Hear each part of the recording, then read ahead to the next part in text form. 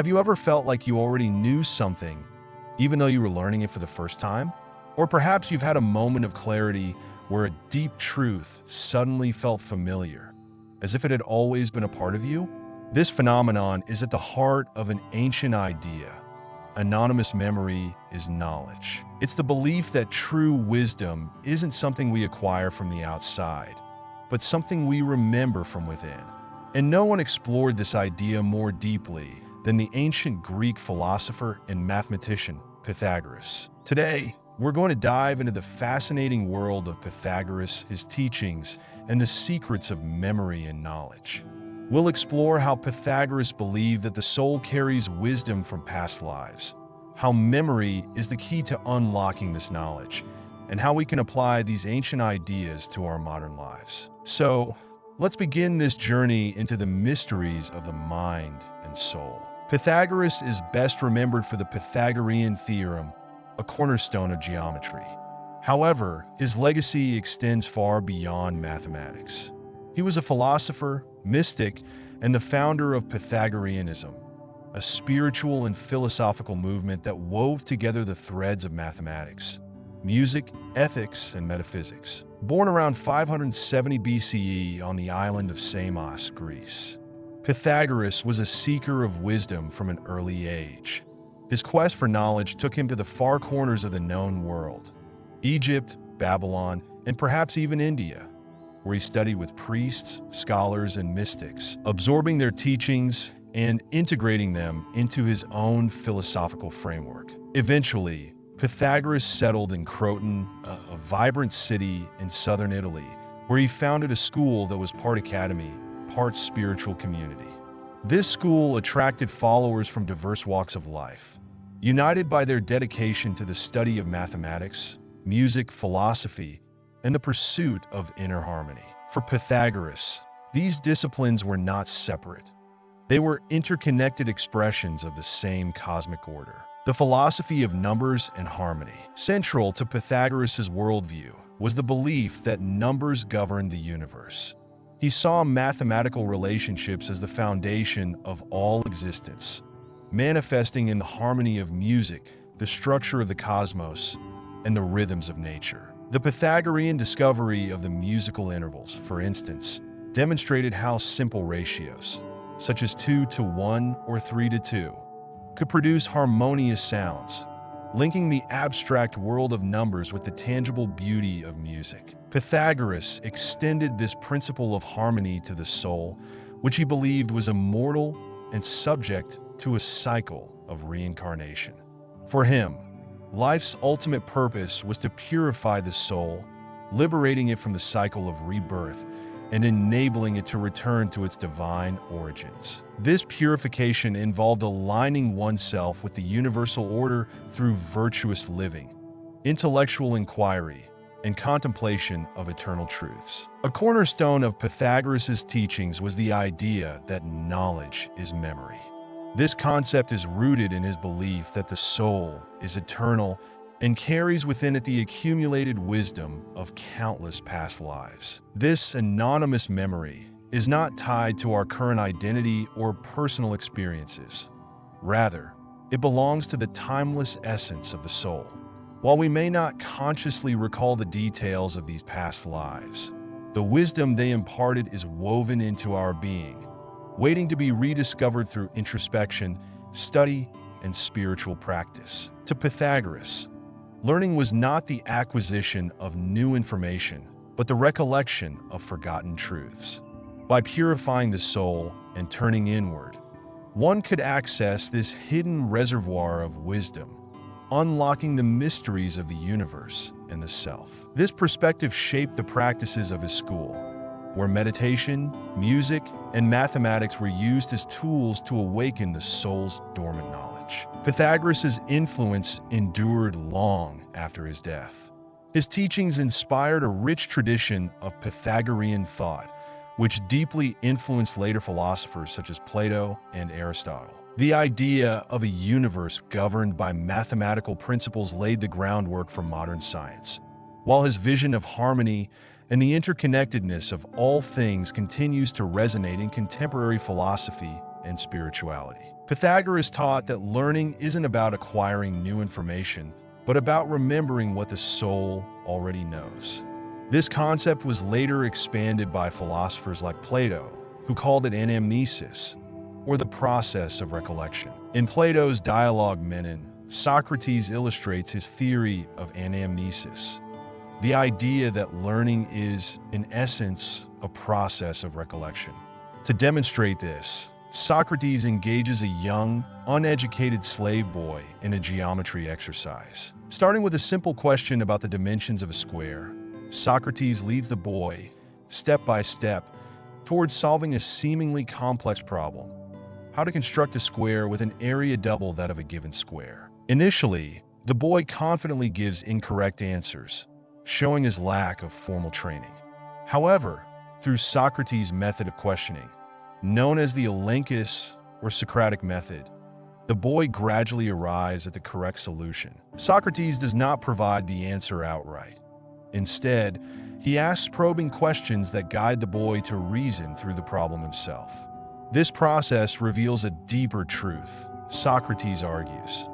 The boy's ability to uncover the correct solution suggests that the knowledge was already present within him, lying dormant and awaiting recollection. Socrates elaborates on this phenomenon, proposing that the soul is immortal and has acquired all knowledge over its countless incarnations. What we perceive as learning, therefore, is not the acquisition of new information, but the awakening of truths that the soul has always known. The slave boy's success, despite his lack of education, serves as evidence for this philosophical claim. To extend the demonstration, Socrates refines his questions, pushing the boy toward increasingly complex reasoning. The boy, initially bewildered by his inability to answer correctly, becomes more confident as he discovers that he can reason his way through the problem. His transformation from a state of ignorance to one of understanding embodies the very essence of Socratic teaching. By the end of the dialogue, Menon, the titular character, is compelled to reconsider his views on knowledge, virtue, and education. Socrates emphasizes that true wisdom does not come from being told what to think, but from engaging in a process of discovery, where the mind is stirred to recall truths that are innate and eternal. The dialogue leaves readers pondering the nature of learning, the immortality of the soul, and the implications of anamnesis for how we understand ourselves and the world around us. So, how did Pythagoras and Socrates after him believe we could access this hidden knowledge? He developed a series of practices and teachings designed to help his students purify their souls and awaken their memories. Let's explore some of these secrets. One of Pythagoras' most famous teachings was the practice of retrospection. Before going to sleep, his students were instructed to review the events of the day 3 times. The first time, they would recall the events as clearly as possible. The second time, they would analyze their actions and decisions. And the third time, they would reflect on the deeper meaning and lessons of the day. This practice wasn't just about self-improvement. It was a way to strengthen the memory and connect with the soul's eternal wisdom. By revisiting the day's events, students could begin to see patterns and truths that were hidden in their subconscious. Pythagoras believed that the universe was built on mathematical principles and that these principles could be heard in the harmonies of music. He taught that by studying mathematics and listening to music, we could align ourselves with the cosmic order and awaken our inner knowledge. For Pythagoras, numbers weren't just abstract concepts. They were the building blocks of reality. By understanding the relationships between numbers, we could understand the relationships between all things. And by listening to the harmonies of music, we could attune our souls to the divine. Pythagoras placed great emphasis on silence and meditation. He believed that the noise and distractions of everyday life could cloud the mind and prevent us from hearing the voice of the soul. By practicing silence and meditation, we could quiet the mind and open ourselves to the wisdom within. In his school, students were required to observe periods of silence and engage in daily meditation. This wasn't just a way to relax. It was a way to connect with the deeper layers of the self and remember the truths that the soul already knew. Central to Pythagoras' teachings was the belief in reincarnation. He taught that the soul is immortal and undergoes a cycle of birth, death, and rebirth. Each life is an opportunity for the soul to learn, grow, and remember its divine nature. According to Pythagoras, the memories of past lives are stored in the soul, even if we're not consciously aware of them. By purifying the soul and living a virtuous life, we could begin to access these memories and awaken our inner knowledge. The teachings of Pythagoras may be ancient, but they're still incredibly relevant today. In a world filled with information and distractions, the idea that knowledge is memory reminds us to look within for wisdom and guidance. Here are some ways we can apply these ideas in our modern lives. 1.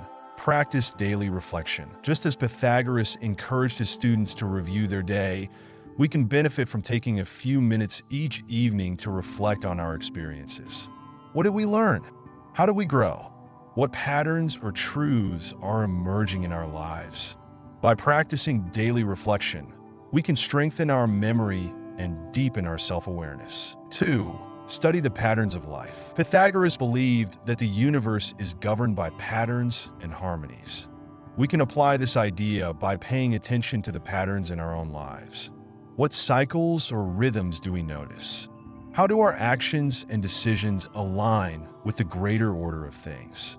By studying these patterns, we can gain insight into the deeper truths of existence. 3. Cultivate silence and stillness. In our busy, noisy world, it's easy to lose touch with our inner wisdom. By setting aside time each day for silence and meditation, we can quiet the mind and connect with the soul. Whether it's through mindfulness, yoga, or simply sitting in stillness, these practices can help us remember the knowledge that lies within. 4. Embrace the journey of the soul. The idea of reincarnation reminds us that life is a journey of learning and growth. Each experience, whether joyful or challenging, is an opportunity for the soul to remember its true nature. By embracing this perspective, we can approach life with curiosity, openness, and a sense of purpose. The timeless wisdom of Pythagoras. Pythagoras' teachings remind us that true wisdom isn't something we acquire from the outside. It's something we remember from within. The soul is a treasure chest of knowledge, and memory is the key that unlocks it. By practicing reflection, studying the patterns of life, cultivating silence, and embracing the journey of the soul, we can awaken to the truths that have always been a part of us. So, the next time you feel a spark of recognition or a moment of clarity, remember, anonymous memory is knowledge. The wisdom you seek is already within you, waiting to be remembered. Thank you for joining me on this journey into the mysteries of memory and knowledge. If you enjoyed this video, don't forget to like, share, and subscribe for more explorations into the wisdom of the ages. Until next time, keep seeking, keep remembering, and keep growing.